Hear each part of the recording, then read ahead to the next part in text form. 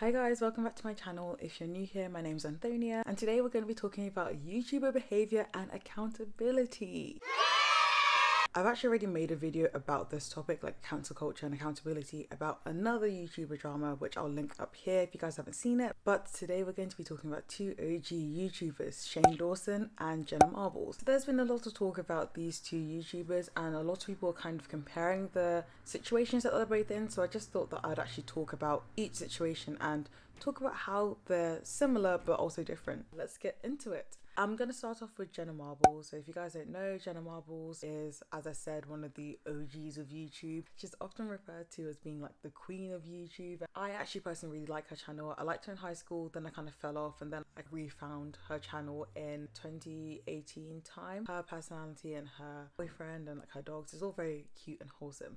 But just because someone is cute and wholesome doesn't mean that they're not going to make their fair share of mistakes. I think Jenna actually mentions it in her video addressing this topic that she's human and she's going to make mistakes, and she definitely has made some mistakes. I just want to say as well that I never saw anybody dragging Jenna on social media before she made a video addressing what I'll go on to talk about in this video. It literally seems like it was unprovoked, so that is something to remember when we're discussing this a bit later. The first I heard that Jenna was in any kind of like hot water or anything like that was on Twitter when people were talking and tweeting about how she's quit YouTube. So naturally I went to her channel, went to go and watch the video that made people think this. In this video titled A Message, she just talks about all of the problematic things that she's done in the past on her channel, such as impersonating Nicki Minaj in blackface, rapping a lyric that plays into like a racist stereotype about the Asian community, and also she mentions that she made a video kind of slut shamey back in the past as well, and she highlights the fact that even though her intentions were never to offend people, that she's still sorry for these actions and she's tried to move herself on from these actions. And that's a really important bit to grasp here, and something that everyone can really take away from this, I guess.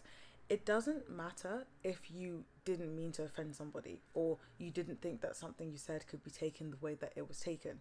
If a community of people or even one person can feel offense from that, then you need to apologize because you offended that person. You've made that person feel small, and with a lot of these things it tends to be racist. So when that lyric was rapped, it was racist and it was deemed to be racist by the Asian community. When Jenna impersonated Nicki Minaj, it was deemed to be racist by the black community because they're the people that can be discriminated against with those things. The Nicki Minaj offense, if you will, is an interesting one because she showed the video in which she impersonated Nicki Minaj and then showed herself at the end of the video where she was still very much tanned, and I understand that she was a go-go dancer at that time, so she often wore a lot of heavy fake tan line. I do remember Jenna having a lot of fake tan on back in those days, but she still apologizes because even though she didn't mean it to be blackface, she didn't mean it to be racist, it was perceived that way by a lot of people, and she's taking ownership of that, which is really important to note. She then goes on to say that she'll be taking some time off YouTube and not posting to her channel, and that could potentially be a permanent thing. In my video about cancel culture and like taking accountability and things, when I went through what I thought would be a good way to apologize and show that you're actually sorry for your actions, I actually did say that it's a good idea for the creator or the influencer to take some time away from their social media. So I think that this is a good move. I think it's a good move for her to show that she is sorry for her actions, no matter how far in the past they were, and it's good for her mental health as well. It'll be good for her to take some time away to kind of recuperate and get herself back to where she wants to be to post. And if that means that she doesn't post for a long time, then you know, whatever is best for her in that situation and whatever is best to show that she's truly taking accountability and trying to change from this behavior that she's demonstrated. I think this is a really good example of an apology and shows that she's actually sorry for what she's done because she wasn't provoked or urged or pushed to make this video. Again, I might be wrong, drop it down in the comments if I am wrong, but there was no hashtag trending about her. People weren't making videos dragging her or anything like that as far as I'm aware. This video and this taking accountability was largely unprovoked, so that is a good thing. And you can see in the video that she's truly actually trying to take responsibility for these actions, and she understands that she has offended people by doing these things. Of course, just because you apologize for something doesn't mean that that apology has to be accepted, and it certainly doesn't mean that it erases what you've done in the past. But I personally think that this is a really good step for her to actually move past these mistakes that she's made and properly move past them, as opposed to just trying to gloss over them like other creators do. While I'm on the topic of apologies, can we please stop trying to accept apologies that aren't meant for us? The main two communities that were offended by Jenna's actions, or could be offended by Jenna's actions, are the Black community and the Asian community.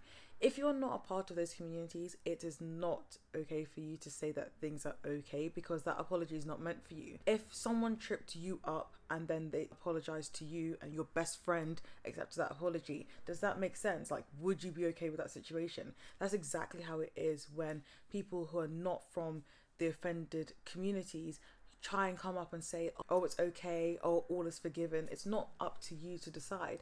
It's not even up to me to decide. For example, as a Black woman who is a fan of Jenna, I can say whatever my opinion is on those apologies, but I don't represent the whole Black community. I can't say that, oh, on behalf of the whole Black community, I accept this apology or I reject this apology, because I'm just one person. So if I can't even accept an apology on behalf of the Black community, then why would you, as somebody not in that community, feel empowered to go and accept it on someone else's behalf? It's not right, and it just needs to stop. Also, people are trying to come for the affected communities, saying that they used cancel culture to come and chase Jenna off this app. People need to understand that this wasn't a provoked response from Jenna. Nobody was trying to fight her or take her off this app. She decided to take accountability for this action unprovoked. Whatever decisions that she's come to, whatever actions that she feels that she needs to do right now, isn't the fault of anybody. There's no witch hunt against Jenna Marbles. So I feel like people need to actually stop with this. Let's not forget that there are other things that have happened in the last couple of years to Jenna. Like, there's been the Focazi incident where she actually apologized again for that situation. I think she had an issue with the fish tank that she bought for her fish, and she uploaded a 47-minute apology video about that. So it's not just the situation that may be putting pressure on her, and if she feels that it's time for her to take a break or even potentially leave YouTube, she needs to do whatever is good for her. But I just think that this situation with Jenna has been handled really well. It shows somebody that's actually maturely thinking about their actions, the consequences of their actions, and also is taking into account their mental health. So I wish Jenna Marbles all the best. I do hope that she posts again, because I do love her content, but I feel as though she has recognized the fact that she has offended people, and as much as someone may try and hide from it, she did offend people with those actions, but she's trying her best to take responsibility, and I personally have faith that this won't happen again from her. Now let's move on to Shane Dawson, the other big creator that has been brought up this week. Now, I never personally watched Shane Dawson's content. There was always something about it that kind of put me off. I wasn't interested, but I know I had friends in high school who were, and his crimes or offences are a lot worse than what Jenna has done. They're actually a lot worse than what I've seen on YouTube, full stop. I'm actually kind of disgusted about a lot of what Shane has done, and the fact that it's taken all of this to get him to acknowledge even a fraction of the mistakes he has made, the horrible things that he has done, is very telling. But getting into it, he has offended so many people, so many communities. Amongst his list of things that he's done blackface. He had a character called Shanae that he kept up for years. He's offended the Latinx community by making some racist character that was supposed to be a Mexican woman. He's made several, and I mean several, inappropriate comments about young children, to the point where I can't even include some of these things that he said and done, because I think it'd literally go against YouTube's terms of service. But yeah, there's been a lot. Correct me if I'm wrong, but wasn't he accused of having like an inappropriate relationship with his cat at one point as well? This is just wild. I guess one video that I've seen going around is of Shane Dawson acting out a really lewd action in front of a poster of an 11-year-old Willow Smith, to which both Jada Pinkett Smith and Jaden Smith have actually responded to and tweeted about, rightfully so. His alleged involvement with Dramageddon, he said that he wasn't involved, but then the receipt saying that he might have been involved. I don't know. And one big problem for me is the fact that this behavior is repeated. It's not like it's a one and done thing. We keep on seeing examples of all of the different sections of offense that he's committed coming to light. Scrolling through Twitter yesterday night, I saw a video where he saw a black girl on the back of a Betty Crocker box and called her hair nasty. He called a 6-year-old girl sexy. All sorts of just gross things, to be honest. And the clip that just really snapped something in me, if the rest of it hadn't snapped something already, was a clip of him and 2 other people who are also complicit in this, of course. Him and these 2 people were picking topics out of a bowl, and they pick out Trayvon Martin. If you guys don't know, I don't know why you wouldn't know at this point, but obviously Trayvon Martin was unjustly killed by George Zimmerman, and he makes a joke about him. If he had a job, he wouldn't have been walking around the streets, suggesting that that would have led to him not being killed. Trayvon Martin. Well, maybe you wouldn't have been walking around the streets if you had a job. Oh! And honestly, like I said, I think I just snapped at that point, that there are just so many things that he has done. And that fact, plus the fact that it took him being massively called out on social media to actually even acknowledge a part of this, is just awful. Absolutely awful, just inexcusable in my opinion. I think a week ago he uploaded a statement about him leaving the beauty community, in which he addresses the Dramageddon happenings of last year, saying that he wasn't involved in the planning or anything of that. He's saying that he didn't know what Tati was going to say, but also mentioned in there that he thought that James Charles deserved a piece of humble pie as big as the Empire State Building, and of course Jeffree Star would have been happy about seeing James's downfall. I find that so hypocritical, because he literally came and attacked the beauty community for being toxic and stuff, but praises these same traits that he sees in Jeffree. Also, it's scary that 2 men in their 30s would want to see James Charles, who was 19 at the time, be ripped down for all the accusations that were leveled against him. Like, that's really scary. Shane was basically kind of saying that he wanted James to have to be accountable for the mistakes he's made, but he hadn't even begun to handle any of the issues, any of the mistakes, any of the just vile things that he has done in his past. Like, how can you ask someone to be accountable for their actions but then not be accountable for your own actions? It just doesn't make sense to me. So I'm filming this video the day after he made an apology. Well, he made an accountability video, which he says was inspired by Jenna Marbles, and that also kind of infuriated me off the bat. It wasn't inspired by Jenna Marbles.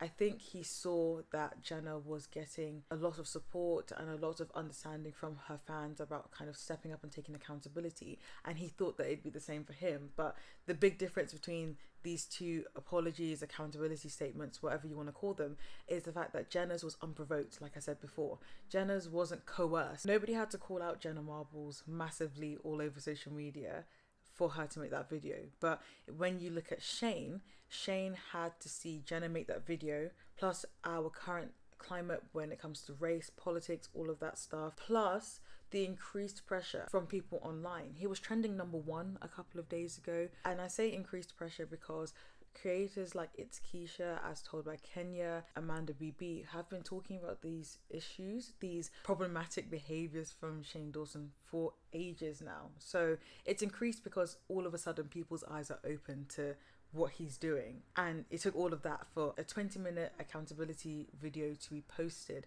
which didn't even cover everything that he's done. I didn't watch the whole video because I don't watch Shane Dawson, and to be honest, I don't believe that a simple apology video can really cover this. I think there needs to be some actual repercussions for this behavior and for these actions. From the clips I've seen on Twitter, plus what people have been saying about the accountability video from Shane, I gathered that he has said that he acted in these ways because of some family trauma and like some childhood trauma he had whilst growing up.